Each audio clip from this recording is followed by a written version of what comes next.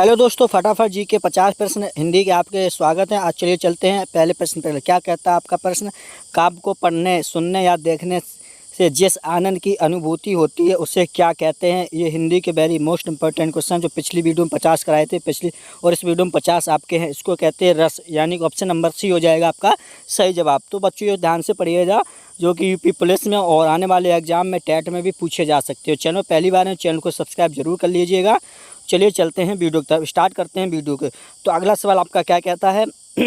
काव्य को पढ़ने या सुनने या देखने से जिस आनंद की अनुभूति होती है उसे क्या कहते हैं? रस कहते हैं। अगला सवाल आपके, जहाँ जहाँ तम मज्जा मास रुचिर लखी परात बगौर जित जित झटके हर्द से तू कहे कहू रत्ने, इन पंक्तियों में कौन सा रस है? इसमें बीभत्स रस है। क्या है? बीभत्स रस इसको कहते हैं, इसको जुगुप्सा कहते हैं, जुगुप्सा।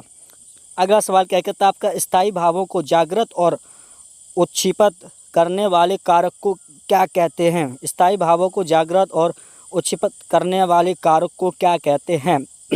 तो क्या कहते हैं? इसका हो जाएगा विभाव। क्या हो जाएगा? विभाव, यानी कि ऑप्शन नंबर बी हो जाएगा आपका सही जवाब। क्या कहते हैं? विभाव कहते हैं इसको। चलिए अगला सवाल। तो अगला सवाल क्या कहता है आपका? ये रहा आपका, आश्रय की बिहारी शारीरिक चेष्टाओं को क्या कहते हैं? जैसे डर से कांपना, पसीना आना, इसको क्या कहते हैं? इसको कहते हैं आपका हो जाएगा ऑप्शन नंबर यानी कि बी, यानी कि अनुभव। क्या कहते हैं? अनुभव कहते हैं इसको। ऑप्शन नंबर बी हो जाएगा आपका सही जवाब। चलिए अगला सवाल क्या कहता है? अगला सवाल आपका, उत्साह किस रस का स्थायी भाव है? उत्साह किस रस का स्थायी भाव है? तो किस रस का स्थायी भाव उत्साह? यह बी रस। क्या है? बी रस। किस रस का है? बी रस का है। चलिए अगला सवाल क्या कहता है? अगला सवाल आपका, अखिल भुवन चर अचर सब हरिमुख से लखी मतु चकित भाई गदद बचना विकसित द्रग पलुकतु, यहाँ कौन सा रस है? यहाँ कौन सा रस है? तो यहाँ पे है आपका हो जाएगा ऑप्शन नंबर बी, यानी कि अद्भुत रस। क्या हो जाएगा? अद्भुत रस। ऑप्शन नंबर बी आपका हो जाएगा आपका सही जवाब। चलिए अगला सवाल बच्चों, अगला सवाल क्या कहता है आपका? रसों के निष्पत्ति के संबंध में रस सूत्र विभानु भवयोभिच्चा ऋसंग योग्र न सुपंती किसने दिया है? आपका सवाल है, ये काफ़ी बड़ा सवाल है, आप लोग इसको ध्यान से देखिएगा। किसने दिया है? तो ये दिया है आपका हो जाएगा ऑप्शन नंबर बी, यानी कि आचार्य भरत मुनि ने। किसने दिया? आचार्य भरत मुनि ने दिया है। आपका बी हो जाएगा राइट आंसर। चलिए अगला सवाल क्या कहता है? अगला सवाल आपका, भक्ति रस की स्थापना किसने की, या इसे पूर्ण रस के रूप में किसने स्थापित किया था? किसने किया था? तो ये हो जाएगा बी, यानी कि रूप गोस्वामी। चलिए अगला सवाल। अगला सवाल क्या कहता है आपका? वत्सल रस का सम्राट किस कवि को कहा जाता है? वत्सल रस का सम्राट किस कवि को कहा जाता है? तो किस कवि को कहा जाता है? तो ये कहा जाता है आपका हो जाएगा ऑप्शन नंबर सी, यानी कि सूरदास। किसको कहा जाता है? सूरदास। वत्सल रस को का सम्राट किस कवि को कहा जाता है? सूरदास को कहा जाता है। अगला सवाल, राम को रूप निहारत जानकी कंकन के नग की परछाई, इस पंक्ति में कौन सा रस है? यह है संयोग श्रृंगार रस। अगला सवाल क्या कहता है? अगला सवाल आपका, पाठक या श्रोता के हृदय में जो भाव स्थायी रूप से विद्यमान रहते हैं उन्हें क्या कहते हैं? उन्हें कहते हैं स्थायी भाव। क्या कहते हैं? स्थायी भाव। नहीं, इसको कहते हैं विभाव। ऑप्शन नंबर बी हो जाएगा आपका सही जवाब। और स्थायी भाव स्थायी भाव ही आपका सही है, यानी कि सी आपका हो जाएगा सही जवाब। क्या है? स्थायी भाव। अगला सवाल चलिए चलते हैं। तंबूरा ले मंच पर बैठे प्रेम प्रताप मिले 15 मिनट घंटा भर अलाप, इनमें इसमें से कौन सा रस है? इसमें से कौन सा रस है? हास्य रस। क्या है? हास्य रस। चलिए अगला सवाल, निर्वेद किस रस का स्थायी भाव है? निर्वेद किस रस का स्थायी भाव है बच्चों? तो ये शांत रस। क्या है? शांत रस का स्थायी भाव है निर्वेद। चलिए अगला सवाल क्या कहता है? अगला सवाल आपका, अगला सवाल आपका, संचारी भाव को किस नाम से जाना जाता है? संचारी भाव को किस नाम से जाना जाता है? अगला सवाल है, दूध दुहत अति ही रीति बड़ी एक धार दोहनी पहुँच पाती था, एक धार जहाँ प्यारी थाली में कौन सा रस है? तो इसमें हो जाएगा बी, यानी कि वत्सल रस। क्या हो जाएगा? ऑप्शन नंबर बी हो जाएगा आपका सही जवाब। वत्सल रस आपका सही जवाब हो जाएगा। चलिए अगला सवाल क्या कहता है? अगला सवाल आपका, भयानक रस का स्थायी भाव क्या होता है? भयानक रस का स्थायी भाव होता है भय। अगला सवाल है, भरत मुनि ने अपने रस सूत्र में किस भाव का उल्लेख नहीं किया है? भरत मुनि ने अपने रस सूत्र में किस भाव का उल्लेख नहीं किया है? तो ये किया है स्थाई भाव का उल्लेख नहीं किया है। अगला सवाल, उल्लाला छंद में विषम चढ़रों 1, 3 और 4 चढ़रों में 2/4 के क्रम से कितनी मात्राएं होती हैं? तो ये होती हैं, आपका हो जाएगा ऑप्शन नंबर सी, यानी कि 15 और 13 होती हैं। कितनी होती हैं? 15 और 13 होती हैं। ये होती है 15 और ये होती है 13।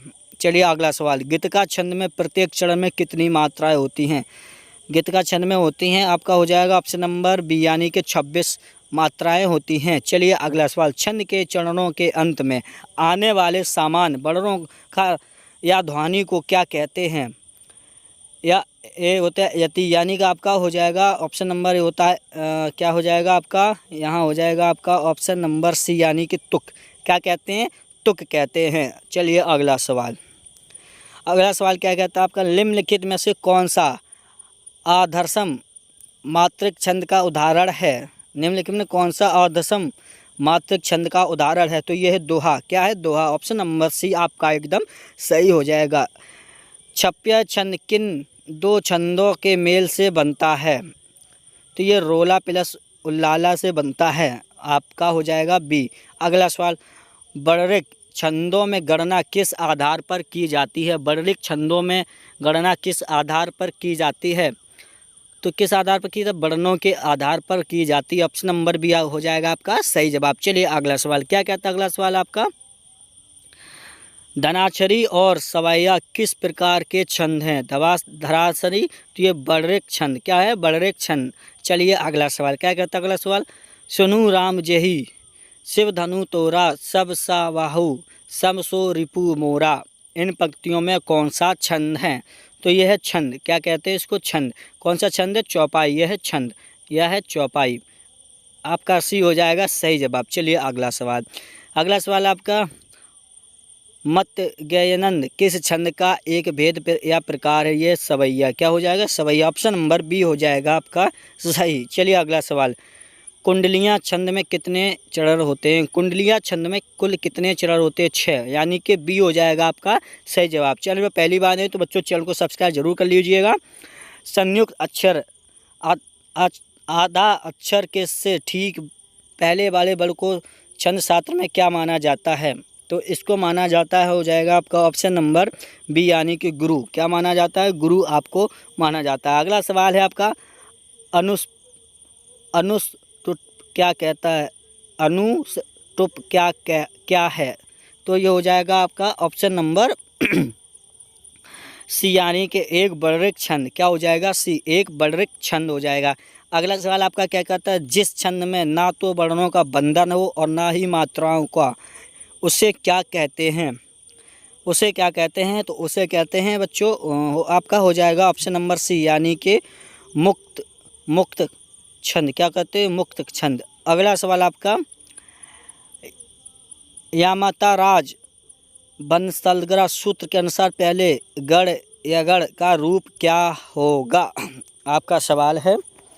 तो बच्चों आपको वीडियो कैसी लग रही है आप लोग कमेंट करके बता सकते हैं। चैनल पर पहली बार तो सब्सक्राइब जरूर कर लीजिए, वीडियो अच्छी लगी तो लाइक करिएगा और बेल आइकन जरूर दबा दीजिए, आने वाली वीडियो की नोटिफिकेशन आपको टाइम से मिल सके। इसका हो जाएगा ए, लघु गुरु हो जाएगा आपका ए, ऑप्शन नंबर ए सही जवाब। चलिए अगला सवाल, अगला सवाल क्या कहता है आपका, निज भाषा उन्नति सब उन्नति को मूल, बिन निज भाषा ज्ञान के मिटाना ही को सूल। क्या कहते हैं इसको? दोहा कहते हैं। क्या कहते हैं? दोहा कहते हैं। ऑप्शन नंबर बी हो जाएगा आपका सही जवाब।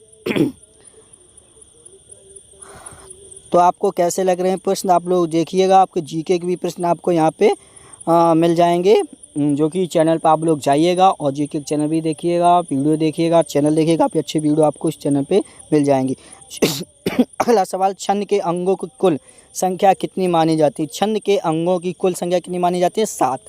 ऑप्शन नंबर सी हो जाएगा आपका सही जवाब। चलिए अगला सवाल, क्या कहता है अगला सवाल, मुख्य रूप से अलंकार के कितने भेद स्वीकार किए जाते हैं? मुख्य रूप से अलंकार के कितने भेद स्वीकार किए जाते हैं? तो ये किए जाते हैं, आपका हो जाएगा यानी कि ऑप्शन नंबर ए, यानी कि 2। कितने किए जाते हैं? दो किए जाते हैं। मुख्य रूप से अलंकार कितने भेद किए जाते हैं? दो किए जाते हैं। क्या किए जाते हैं? अर्थ और शब्द। क्या कहते हैं? अर्थ और शब्द दो होते हैं। अगला सवाल आपका, सुबरन को ढूंढत फिरत कवि व्यभिचारी चोर में कौन सा अलंकार है? यह है शेष। क्या हो जाएगा? शेष अलंकार।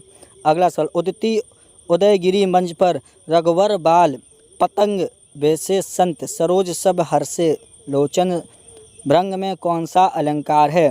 तो इसमें हो जाएगा आपका उदिति उदयगिरी मंच पर रघुबर बाल पतंग विभासे संत सरोज सब पे हर्षे लोचन भंग में कौन सा अलंकार है? तो इसमें हो जाएगा आपका ऑप्शन नंबर बी, यानी कि रूपक। क्या हो जाएगा? रूपक। ऑप्शन नंबर बी हो जाएगा आपका सही जवाब। क्या हो जाएगा? रूपक आपका सही जवाब हो जाएगा। चलिए अगला सवाल, क्या कहता है अगला सवाल आपका बच्चों? ये रहा आपके स्क्रीन में अगला सवाल। तो जीके आपके फटाफट यहाँ पे पूरे 50 प्रश्न कराने वाले हैं, जो कि 50 आपके हिंदी के पिछली वीडियो में जो चैनल पर जाइएगा और देखिएगा 50। चलिए चलते हैं अगले प्रश्न की तरफ। क्या कहता है अगला प्रश्न आपका बच्चों? ये रहा आपके सामने, सुरभित सुंदर सुखद सुमन तुझ पर लिखते हैं में कौन सा अलंकार हो जाएगा? इसमें हो जाएगा आपका option number A, option number आपका बी, यानी कि अनुप्रास। क्या हो जाएगा? ऑप्शन नंबर बी हो जाएगा आपका सही जवाब, यानी कि अनुप्रास हो जाएगा। चलिए अगला सवाल, उपमेय में उपमान की संभावना या कल्पना होने पर कौन सा अलंकार होता है? उपमेय में उपमान की संभावना या कल्पना होने पर कौन सा अलंकार होता है? उत्प्रेक्षा। क्या हो जाता है? उत्प्रेक्षा हो जाएगा। ऑप्शन नंबर सी आपका सही जवाब। चलिए अगला सवाल, क्या कहते हैं सर? सांप तुम सब तो, क्या है सवाल आपका? सांप तुम सब तो हुए नहीं, नगर में बसना भी तुम्हें नहीं आया, जड़ वस्तुओं या पशु पक्षियों पर मानवीय व्यवहार का आरोप होने पर कौन सा अलंकार होता है? यह मानवीकरण हो जाएगा आपका। ऑप्शन नंबर बी आपका सही जवाब हो जाएगा। ऑप्शन नंबर बी आपको लगा के आना अगर ये सवाल आपका पूछा जाए तो। अगला सवाल आपका, सारी बीच नारी है कि नारी बीच सारी है, सारी ही की नारी है कि नारी ही की सारी है में कौन सा अलंकार है? ये संदेह। क्या हो जाएगा? संदेह अलंकार हो जाएगा। ऑप्शन नंबर बी आपका सही जवाब हो जाएगा बच्चों। चलिए अगला सवाल, नाक का मोती अधर की कांति से बीज, सवाल आपका सवाल है, नाक का मोती अधर की कांति से बीच दाड़िम का समझकर भ्रांति से देख उसको ही हुआ सुख, मौन है सोचता है अन्न सुख, या यह कौन है में कौन सा अलंकार है? तो ये हो जाएगा ऑप्शन नंबर बी, यानी कि भ्रांतिमान। क्या हो जाएगा? भ्रांतिमान। ऑप्शन नंबर बी आपका सही सवाल का जवाब हो जाएगा। चलिए अगला सवाल, क्या कहता है अगला सवाल का, मैया मैं तो चंद खिलौना लायो में कौन सा अलंकार है? तो इसमें हो जाएगा आपका ऑप्शन नंबर सी, यानी कि रूपक। क्या हो जाएगा? ऑप्शन नंबर सी आपका सही जवाब हो जाएगा, रूपक। चलिए अगला सवाल, क्या कहता है अगला सवाल, उपमा अलंकार में समानता दिखने वाले शब्द जैसे सा सी से सारिसम तुल्य को क्या कहते हैं? तो क्या कहते हैं इसको? हो जाएगा ऑप्शन नंबर सी, यानी कि वाचक शब्द। क्या कहते हैं? वाचक शब्द कहते हैं। ऑप्शन नंबर सी आपका सही जवाब हो जाएगा। अगला सवाल, पानी बीच मीन प्यासी मोहि सुनू सुनू आवे हंसी, जहाँ कारण के रहते हुए भी कार्य न हो वहाँ कौन सा अलंकार होता है? तो वहाँ पे हो जाएगा आपका ऑप्शन नंबर बी, यानी कि विशेषोक्ति। क्या हो जाएगा? विशेषोक्ति हो जाएगा। ऑप्शन नंबर बी आपका सही जवाब। चलिए अगला सवाल, सुनिय कथा सदर की रति करही अस कही कतु कोहु बिलग ना रही, या जहाँ एक ही वर्ड की बार बार आवृत्ति न होकर शब्द या वाक्यांश की आवृत्ति हो और अर्थ एक ही रहे पर अवयन भाव बदल जाए तो उसे क्या कहते हैं? तो उसे क्या कहते हैं? आपका सवाल है, पढ़ लिया आपने। तो उसे क्या कहते हैं? भाव बदल जाए तो उसे क्या कहते हैं? तो आपका ऑप्शन नंबर हो जाएगा बी, यानी कि लतानुप्रास। क्या हो जाएगा? लतानुप्रास हो जाएगा। आपका ऑप्शन नंबर बी सही जवाब आपका हो जाएगा।